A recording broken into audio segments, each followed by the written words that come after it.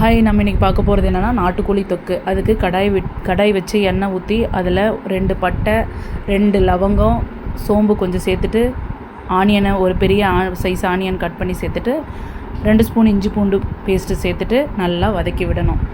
நல்லா வதக்கி விட்டுட்டு அதுக்கப்புறம் ப்ரௌனிஷாக மாறினதுக்கப்புறம் இப்போது கட் பண்ணி வச்சுருக்கேன் ஒரு பெரிய சைஸ் தக்காளி.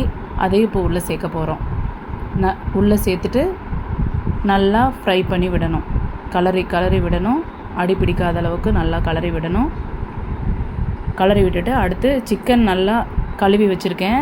நாட்டுக்கோழி சிக்கன் ஒரு 3/4 கிலோ அளவுக்கு கழுவி வச்சுருக்கேன். அதை இப்போ நான் உள்ளே சேர்க்க போகிறேன். மஞ்சத்தூள் போட்டு நல்லா வாஷ் பண்ணிடணும்.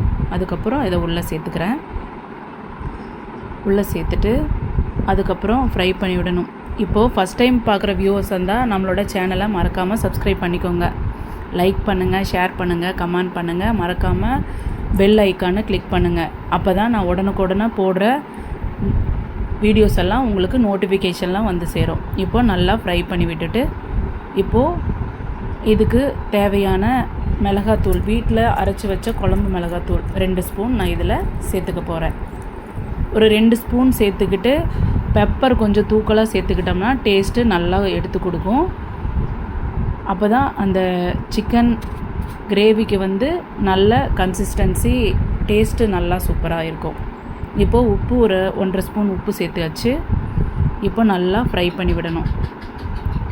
இப்போ நல்லா ஃப்ரை பண்ணி விட்டதுக்கப்புறம் இதுக்கு நல்லா சுடு தண்ணி ஒரு 3 டம்ளர் அவ்வளவுக்கு சுடு தண்ணி நல்லா கொதிக்க வச்சுருக்கேன். ஏன்னா கறியில் பச்சை தண்ணி ஊற்றினா கறி ஒரு மாதிரி வரன்னு ஆகிடும். அதனால் சூடாக சுடு தண்ணி சேர்த்தோம்னா டக்குன்னு கறி சீக்கிரமாக வெந்துடும். நீங்களும் இதே மாதிரி ட்ரை பண்ணி பாருங்கள். ஏன்னா சுடு தண்ணி காயாகட்டும், கறியாகட்டும், நான்வெஜ் ஆகட்டும், ரெண்டுக்குமே பச்சை தண்ணி அந்த கிரேவிக்கா இல்லை குழம்புக்கா ஊற்றும்போது அந்த அவ்வளோ சீக்கிரம் வேகாது.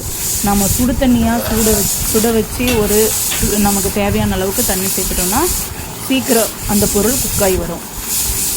இப்போது ஒரு 20 மினிட்ஸ், ஏன்னா நாட்டுக்கோழிங்கிறதுனால சீக்கிரம் வேகாது, ஒரு 20 மினிட்ஸ் நல்லா தட்டு போட்டு மூடி வச்சு எடுக்கலாம். இப்போ பார்க்கலாம் எப்படி இருக்குன்ட்டு. இப்போ ஓரளவுக்கு குக்காகி வந்துருச்சு. இன்னும் ஒரு 5 மினிட்ஸ் வேக வச்சோன்னா கரெக்டாக இருக்கும். இப்போ நல்லா ஃப்ரை பண்ணி விடணும். நல்லா விட்டதுக்கப்புறம் பெப்பர் ஒரு 2 ஸ்பூன் பெப்பர் சேர்த்துக்கிறோம். ஏன்னா பெப்பர் அதிகமாக சேர்த்தா தான் இந்த சிக்கன் கிரேவிக்கு கன்சிஸ்டன்சி டேஸ்ட்டு சூப்பராக இருக்கும். இப்போ பாருங்கள், சிக்கன் ஆல்மோஸ்ட் ரெடி ஆகிடுச்சு. இப்போது ரெடி ஆகிடுச்சு. நம்ம பிளேட்டிங் பண்ணிடலாம். இப்போது சுவையான சிக்கன் கிரேவி ரெடி. நாட்டுக்கோழி சிக்கன் கிரேவி ரெடி. நீங்களும்